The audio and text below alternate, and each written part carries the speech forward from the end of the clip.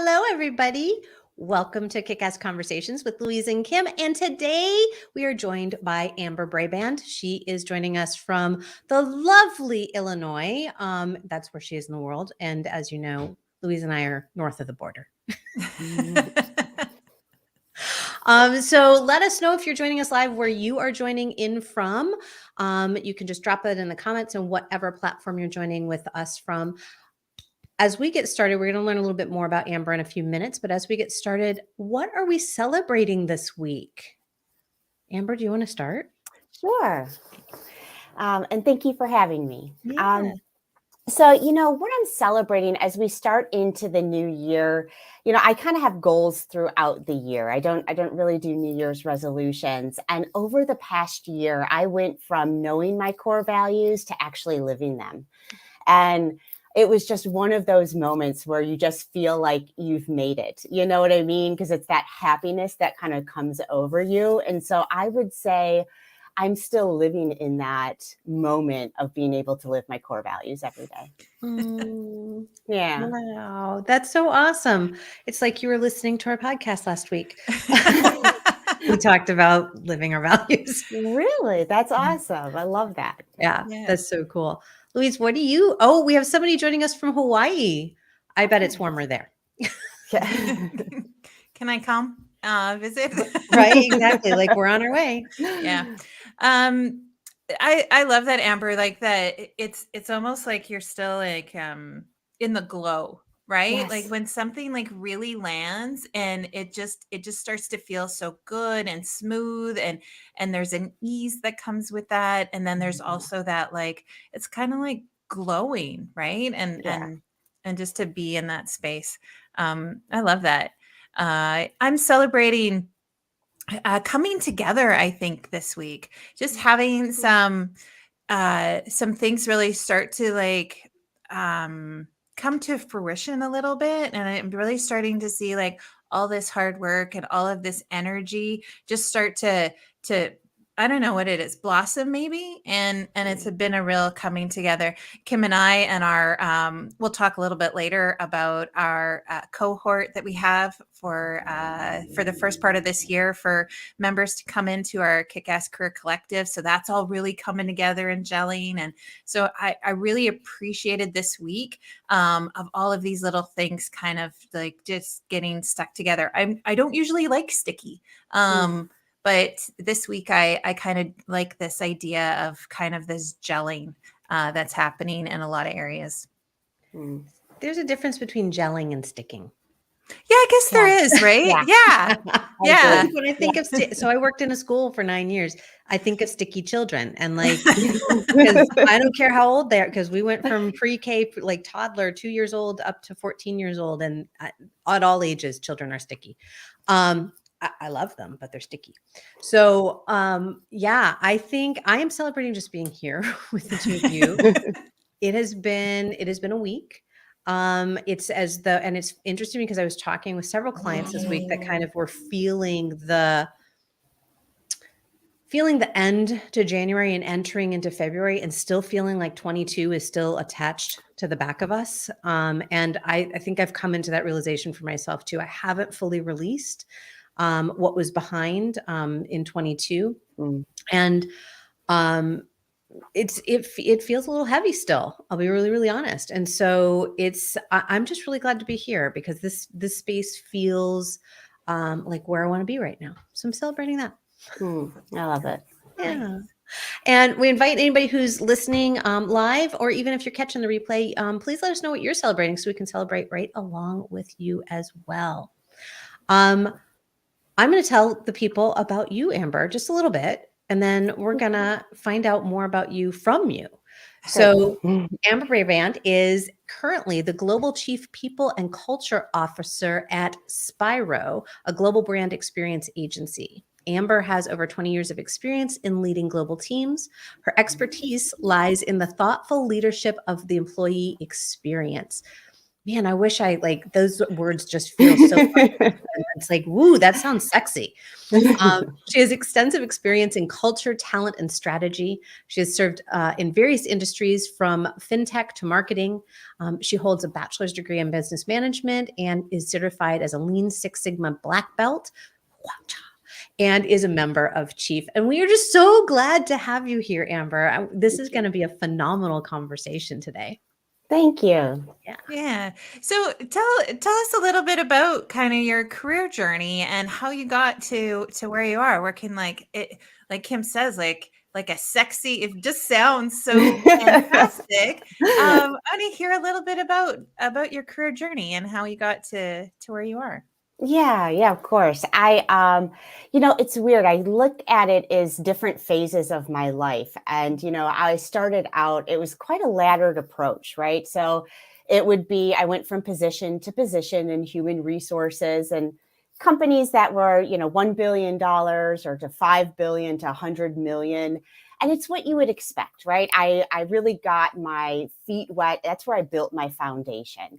And that's how I started. And then so I went from ladder, and then how I would describe it is almost like a game board. Like if you think about the game of life and how you have different sections on the board, think about that as different disciplines that you would have in a company. And when I moved after probably about a decade or a little bit over, I moved to supply chain. And honestly, the rinse and repeat of it all, I just got bored with. So I thought, why not do what I love to do? And that's to solve problems, right? And so I'd be in these meetings and they'd say, hey, we have lackluster growth. And I'm like, how can we solve this problem? And so what I would do is say, here's a solution. Let's build an inside sales team. Here's the budget, here's the process. And honestly, I would just talk to people and just make it up and see if it sticks. Amen. Amen. And that's what I kept doing. And I did that in supply chain for almost a decade. And we would have a branch that's not profitable. And so I'd say, you know what, just send me down there. Let's just see what's going on. So I would talk to people, talk to the clients and come back and say, you know what, you need to do these 10 things. And they're like, great, go do it. And so when you become successful at solving problems, what do? You just go around and solve more problems. So fast forward to, 8 years at a company, and I traveled around the world and had beautiful experiences and was able to really lead the operation. So I moved away from human resources for quite some time. And then, the pandemic hit and I really wanted human behavior is fascinating to me. Like I love it. And I just really wanted to get back into it. And I'm like, I can solve problems in any discipline at all. And what I really want to do is be my authentic self. And I want to go back and I want to spend time learning and spend time educating and have a huge focus on human behavior. And so that's what has led me to Spiro today.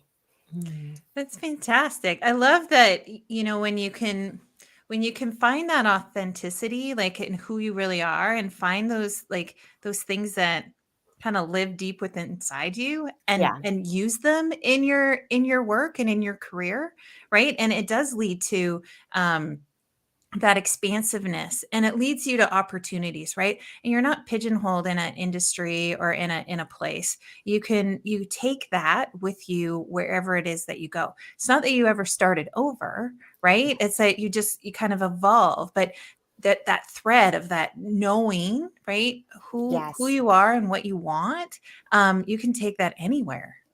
I completely agree. It's so funny because the one thing that I talk about and I communicate is about transferable skills and adaptability. And it was like, and that's exactly what you're honed in on, is like being adaptable and using those transferable skills. Like critical thinking, what job or what career can you think of that you don't need critical thinking skills? Mm-hmm. Right. And so I completely agree. And that was a clear case of being able to use those skills and just having different types of experiences to kind of make you who you are today. I'm a true believer. It doesn't really matter the discipline. It matters about the person and their behaviors. Yeah. Yeah. And then finding a culture that fits who you are too, right? 100%. Yeah. Environment plays a huge role and a huge factor in creativity and, innovation and just feeling that you can be who you are. If you have to hide pieces of yourself, it really weighs on you, and you just can't really perform the way that you need to. And what's so interesting is through everything that I'm hearing you say, and that Louise is kind of expounding on it a bit more, is it's that values part that you were celebrating at the very beginning. Yes. Right. And so having that opportunity to explore the values over time and then go back and recognize the values, it sounds like your values, and then Yeah. recognize that you're actually living into them, which then up levels it to that even next level. Right. Because you can feel it. You can, Mhm. it's one thing to know them, and I don't know, most people will like to write them down and you're supposed to revisit them and look at them. But when you're actually living them and you feel like your day to day, whether it's personal or professional, and you can actually connect those dots, there is this like sense of like renewed energy that you have. And that's just what I've been feeling lately. And it's like, Mm. it's so exciting. It's like, because people always like try to, there is this happiness is like this fleeting thing where they're trying to grab it, this like tangible thing. It's not really, right? It's within you. It's how you reframe things. It's how you work. But those core values and being able to live them, that's a foundation, I think, of really everything. Yeah, Yeah. absolutely. And it's interesting because what I love is, so we talked last week about values and exploring our values and living our values with Hmm. our guest last week, which just ties in so beautifully Yeah. because I think it's a great jumping off point for our conversation this week, which we titled Owning the Interview. And really several people asked me, they're like, well, what are you going to like get into the details of how you do a great interview? And I'm like, well, I don't know, maybe. But I think what we were thinking when we're talking about owning the interview is this idea of like, what do you show up as, or who do you show up as and with, even before the interview starts? So, Yeah. and this is any kind of interview, because it could be this kind of interview too. Right. Right. I was reading this book and it was like start, stay, or leave. And it was so Mm. interesting. And it talks about thinking when you go into something, thinking about the end. Like, what do you want to get out of it? And then working backwards from there. And sometimes that's how I approach things. And you almost kind of look at it as like why am I doing this, like the why, and then what am I looking to get, and then you're kind of thinking about how do you want to show up because you already know what your objective is at the end. Do you know what I mean? And like what you're looking to gain out of it. And that way I just feel like it's structured, but you almost feel like it's more productive that way. Yeah, and that can work like in an interview, right? So really Yeah. understanding when you're interviewing, what is that outcome that you're looking for? It's not always landing a job; it's landing the right job, right? Making sure that Right. you're connecting with that company. But it's also about, I think, the work that you do before you even start the interview, and that's even beyond the interview. Like, what are you really like when you think about the end? What does the end feel like? Right? We might not know exactly what it looks like or what the job title is or Mm. anything like that, but we have a sense of like what it is we're really striving for as a feeling. And when we can kind of like map that out a little bit or kind of touch that just for a moment, then all of those pieces start to fall into place a little easier because there's like, is this going to get me closer to that feeling?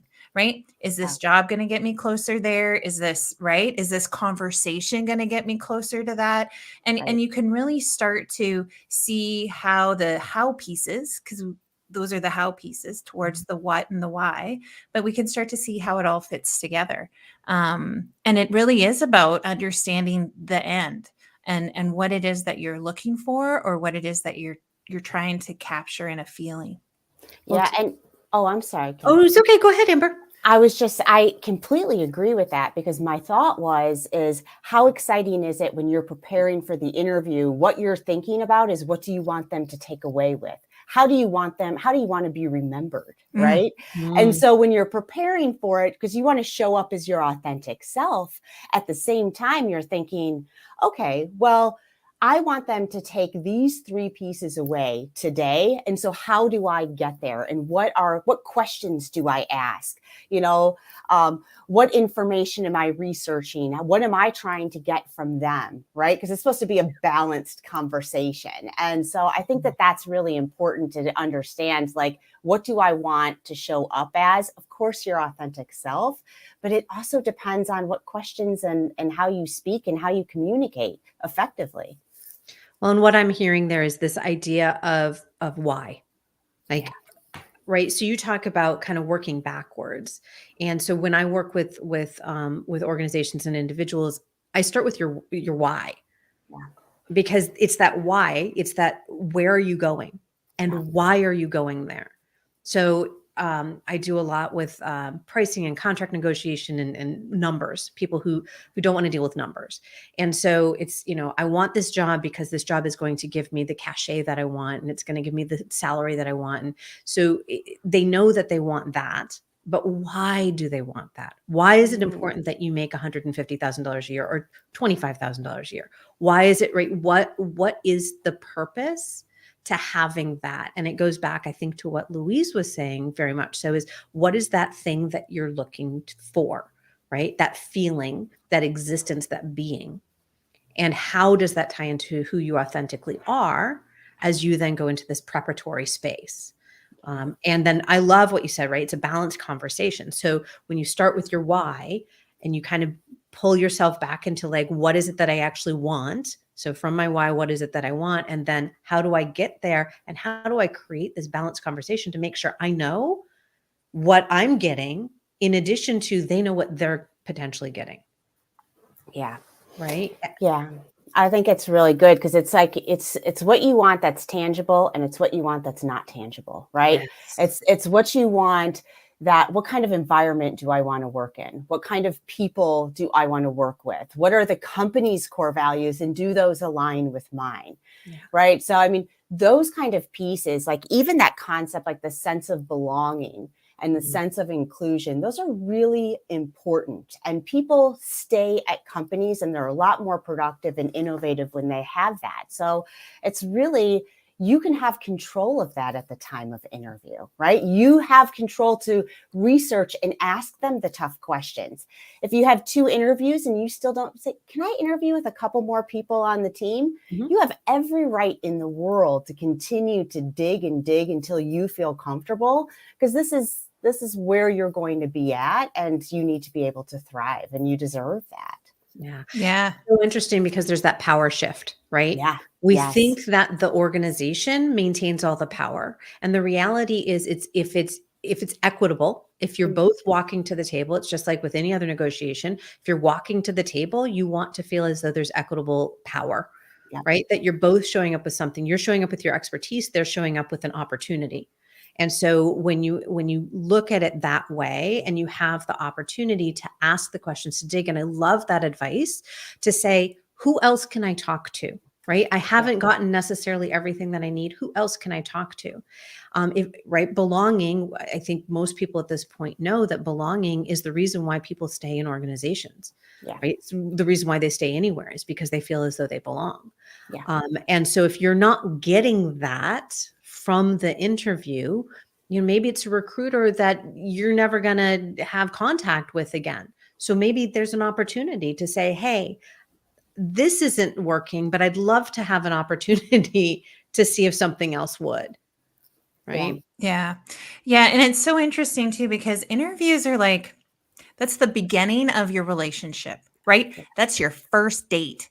Yes. And if you're not showing up as yourself and you're not getting that information that you need, you set up that power dynamic right from the beginning. And now you've given your power away, right? Because you feel like you're desperate, or right? Like you just really need into this relationship. You really need into this job for a whole bunch of reasons, right? That you feel like you need it. And you gave your power away at the interview. And so how does that set you up for any kind of career success if you are not in control, right? Now you're leaving it up to the organization to help you be successful at your job, to help you get a promotion, to help you, right? And we sit back and we just let it happen. Yeah. And then 5, 10, 15 years goes by and you're like, holy crap, where the heck am I? 2 years go by. Well, whatever that is, right? Yeah, I was gonna say even 6 months could feel like a lifetime, quite It honestly. can, Wrong place, in the right? wrong place, yeah. When you're in the wrong place. Yeah. Yeah. I agree. I love the owning your interview, owning your career. You know, what I always give advice is when you start the interview, don't start it with them just asking you questions. If they say, "Hey, before we get started, do you have any questions?" Be like, "Absolutely, I do." Because that way you're the one that's starting in control. You also take that time to know how the person interviewing you get to know their personality a little bit, right? So you know who you're talking to. So you don't have to go in there cold and just wait for them to barrage you with questions. Go in there and say, "Hey, before we get started, I have a few questions from my research that I did." And you can ask them the hard questions. If there was scathing reviews on Glassdoor, ask them about the scathing reviews on Glassdoor, you know, whatever is appropriate and whoever you're speaking to. But that way you're owning it from the very start. There's a beautiful quote here I want to share. Don't be a supporting actor in your own career story.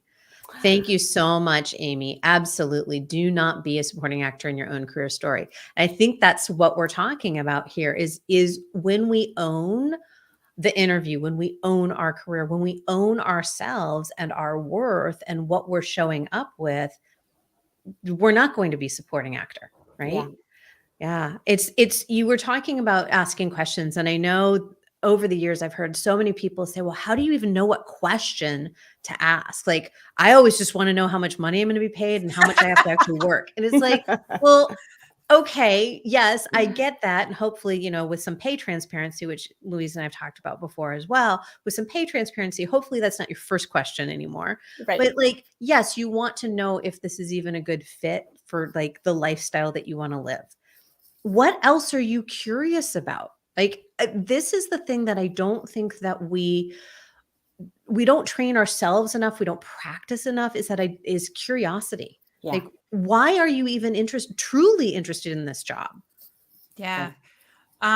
So I've got a great one. So as an interviewee is to be really curious about what is it about your resume that led to the invitation here to the interview.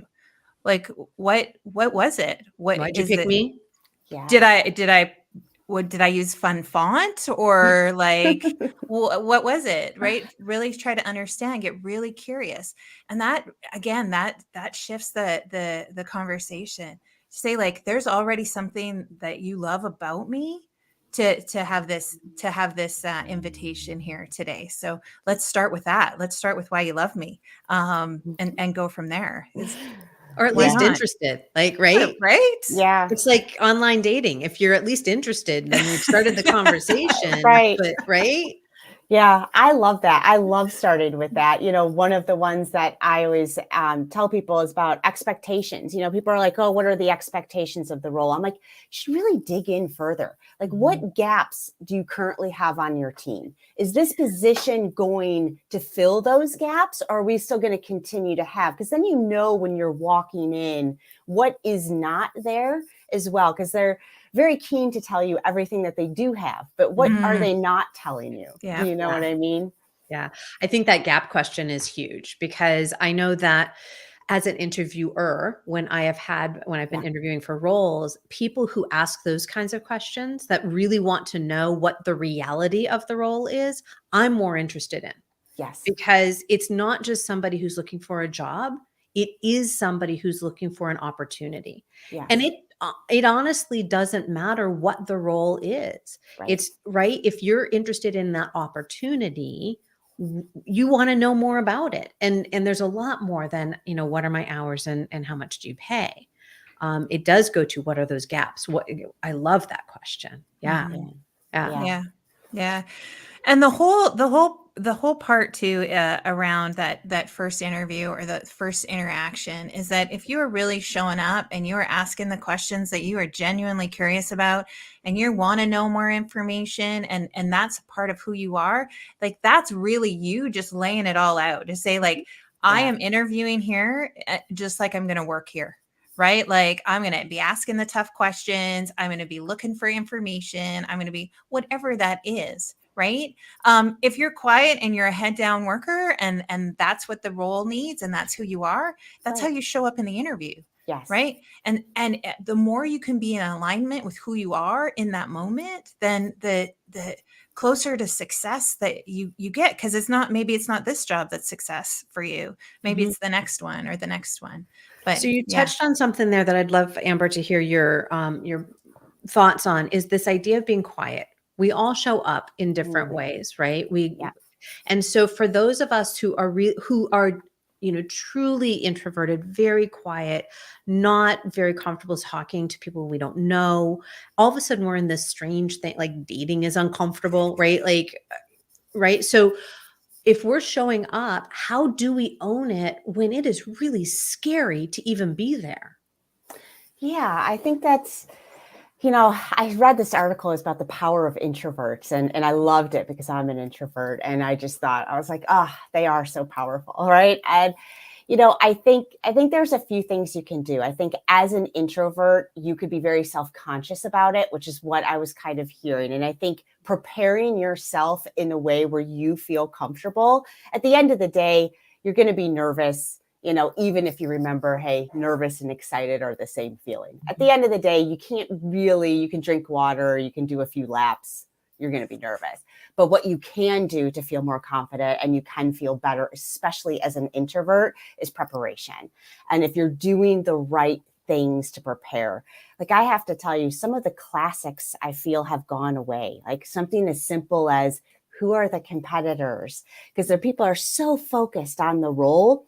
Learn about the company, because the company is going to drive a lot of these changes. Departments will to a certain extent, but the company is pretty important. So what I would say is part of it is being confident that you are an introvert and owning it. And you can do that by preparing in the best way and showing up. A lot of times you can show up and it's a one-on-one or even one-on-three. So it's still a small enough team where you can still kind of be yourself, but I would own it. You don't have to be the loudest person in the room, but if you're asking the right questions and you're coming back with thoughtful responses, that's what's going to be memorable. And I think we said it at the top of the podcast. It was talking about how you feel, right? And people don't remember what you say, but they remember how you feel. And if you're able to do that and get your message across in a very effective way, it really doesn't matter if you're an introvert or an extrovert. Yeah. Yeah. It's what comes to mind also is we try and be so prepared, right? Like Yeah. memorizing all of these things. It's Yeah, also okay if you don't memorize them. it is. Like show up with your notes. It actually shows interest. And take notes. Take And notes. I was take just going to notes. say, Exactly. Take Take notes to notes. show, like if you've done your research, it's okay to show, like if you don't memorize things well, show up with them on paper. If you know you want to ask questions, but you're afraid you're not going to remember what those questions are, show up with them on paper. It doesn't look bad. I agree. And the fact of when you get a thank you note and it's like, thank you for your time today. I look forward to the next. And you're kind of like, we had such a beautiful conversation. It was so great. And then you have a 1 or 2 liner and you thought, what did they really take away from it?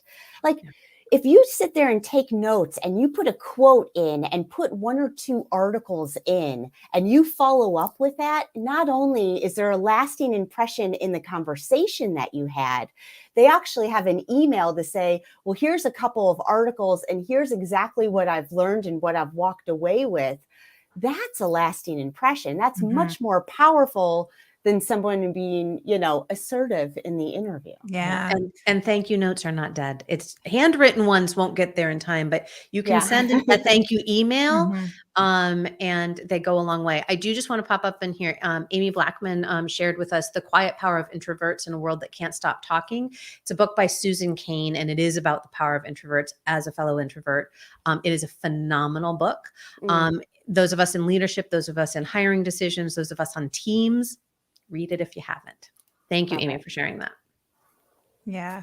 I think also too is that to remember, just like when you're dating, right? Like it doesn't have to be that final interaction, right? And so you get to follow up, right? You get to say thanks. And you also get to say, hey, like, I'm going to add some more. Maybe I Yeah. wasn't happy with the way I answered because I was really nervous. And Yep. so taking that back and saying, you know what, I'm going to add some more because that's really what I'm thinking. And I really like to share that. Like that stuff's okay too.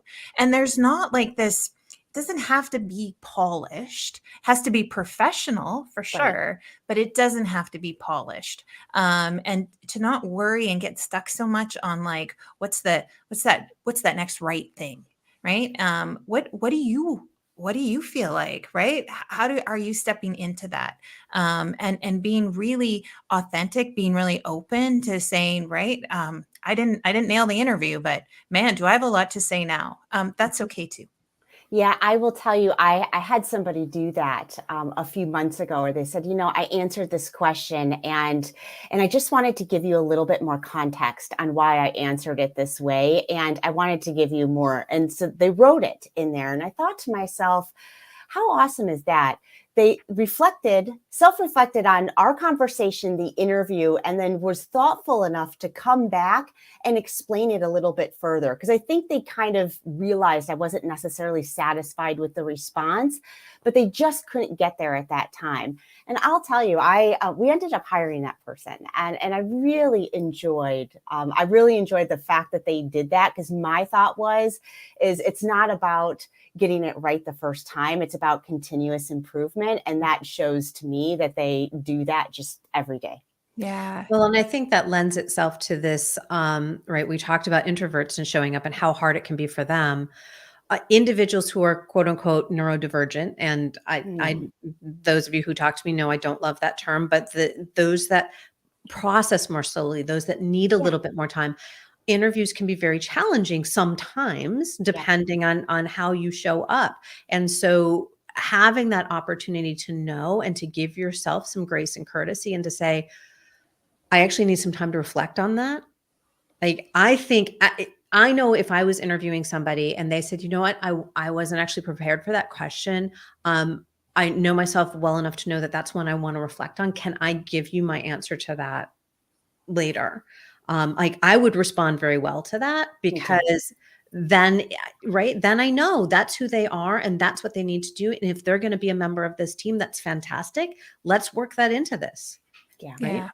And it circles back to what Amber was saying at the top of our episode too, around those transferable skills, because that's what we're talking about, right? Our whole conversation today isn't about, right, how you put together an Excel spreadsheet or your leadership style. Like, we didn't talk about any of that. Right.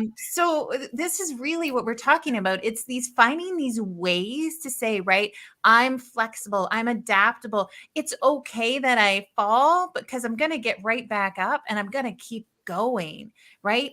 All of these things, how you actually show up is so key. Sure, we talk about, right, problem solving and right, critical thinking and creativity. Those are all great. You've worked those into your answer. And literally how you show up is also a transferable skill. It just oozes from you if that's what you have.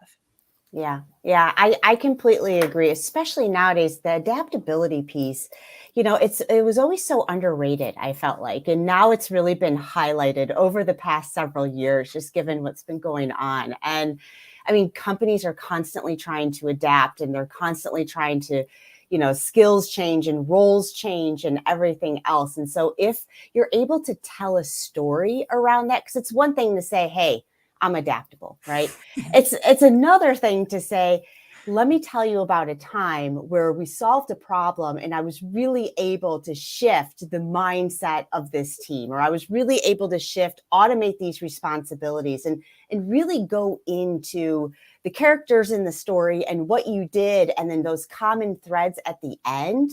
To me, it's a structured story, and then it speaks volumes, and it shows an example at the same time. I'm so glad you brought up storytelling, because so you talked about it's about how you leave people feeling, right? Yeah. And we leave people feeling by telling stories. Yes. So when we show up for an interview, whether we're the interviewer or the interviewee, because as the interviewer, you're also telling the story of the company, of the team. Yeah.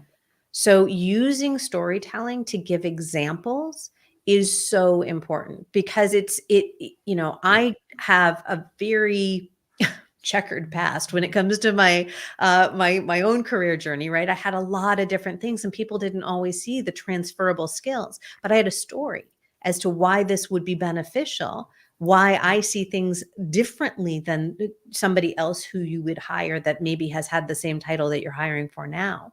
So having that ability to tell your story, and to give examples of how things have played out.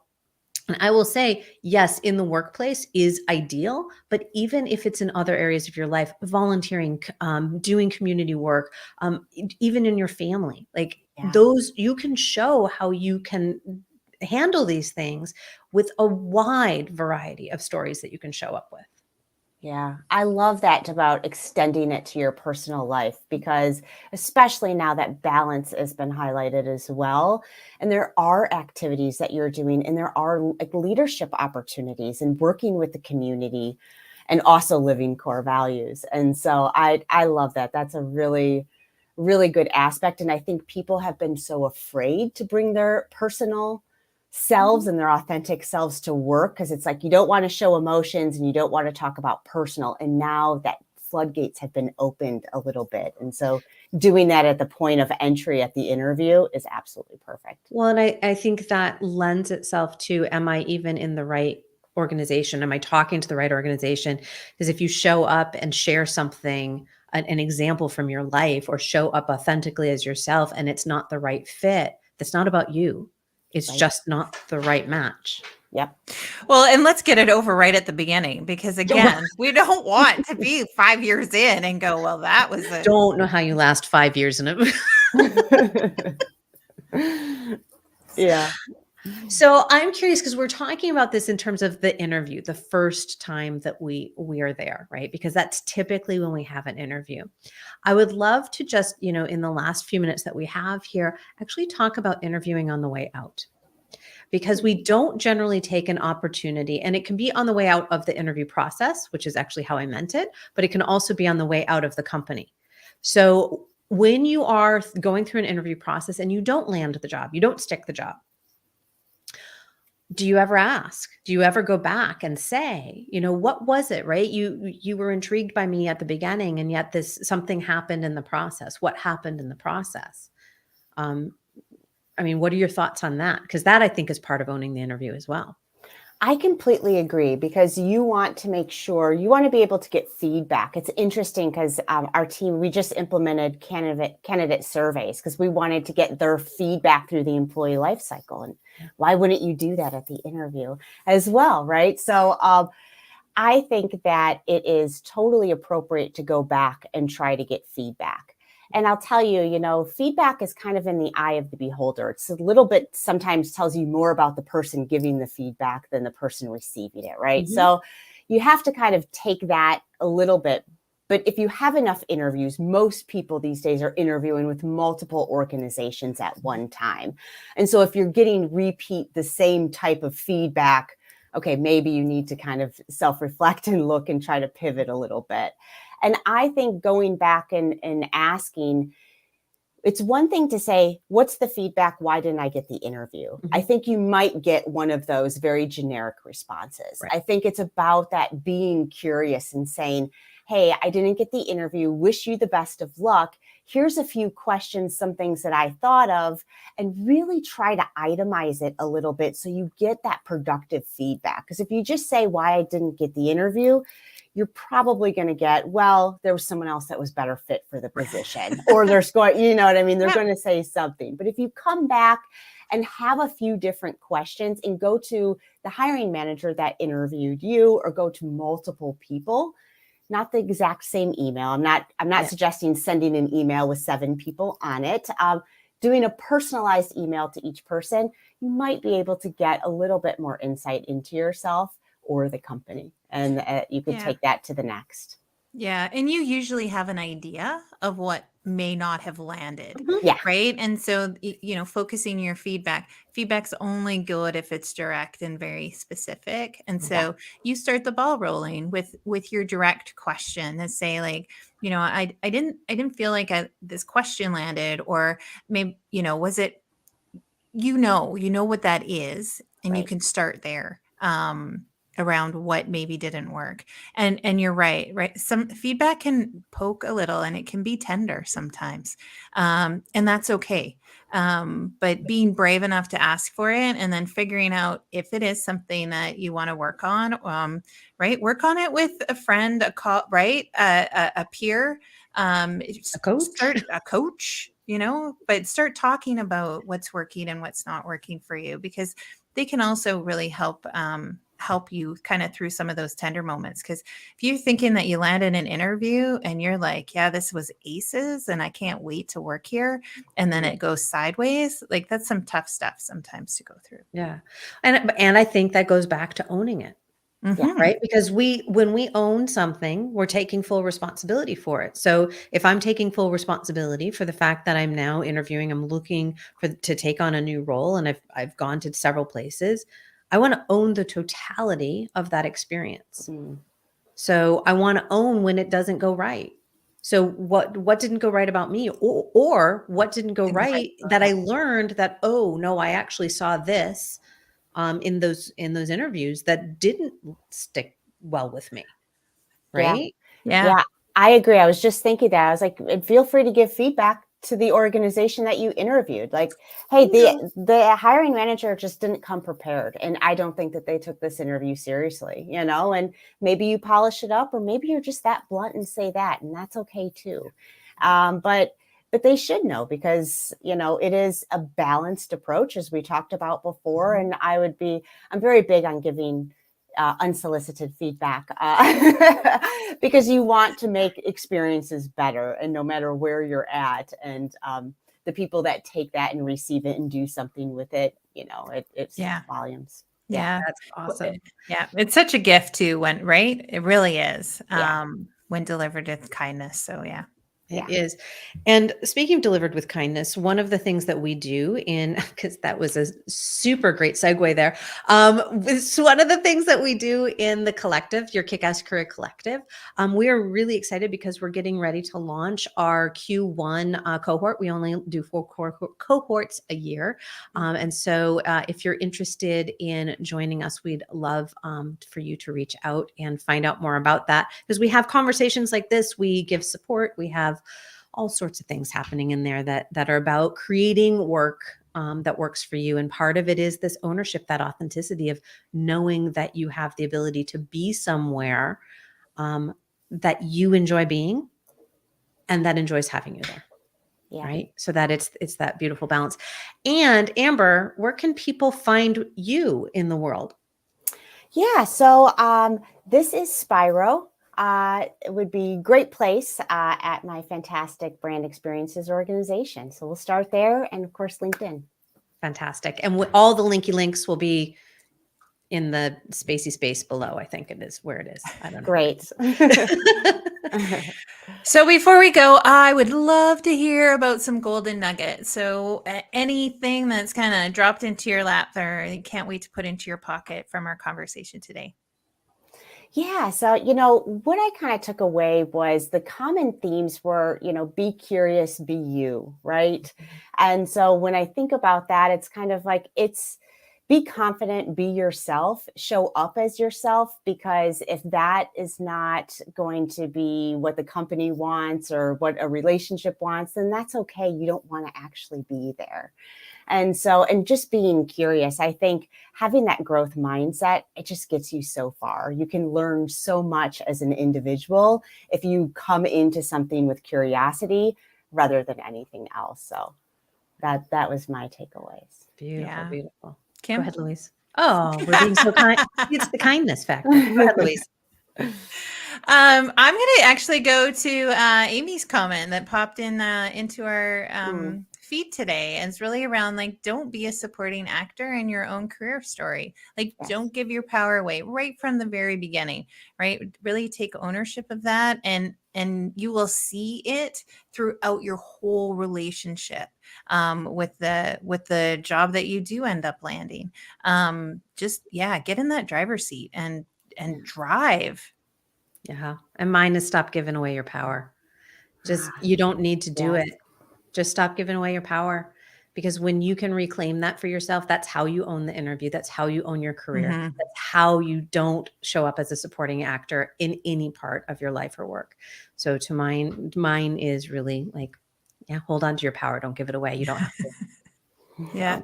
Amber, thank you so Ah, much. yeah. I had a blast today chatting with you. Thank you so much. What a pleasure. So thank you. Thank you. It was an absolute joy. And next week, we will be, our guest will be Erica Budd, and we're going to be talking about volunteering our time. So it's been kind of a nice little thread, right? As we started talking about our values and then owning the interview, and now how volunteering can play into all of this as well. So we're excited. Same bat channel, but it's not February 3rd like it says on the ticker. I just forgot to update that part. It would be February 10th at 2 p.m. with our guest Erica Budd, where we're talking about volunteering our time. Thank you. Thank you. Have a good one. Bye, everyone. Thanks, everyone. Bye for now.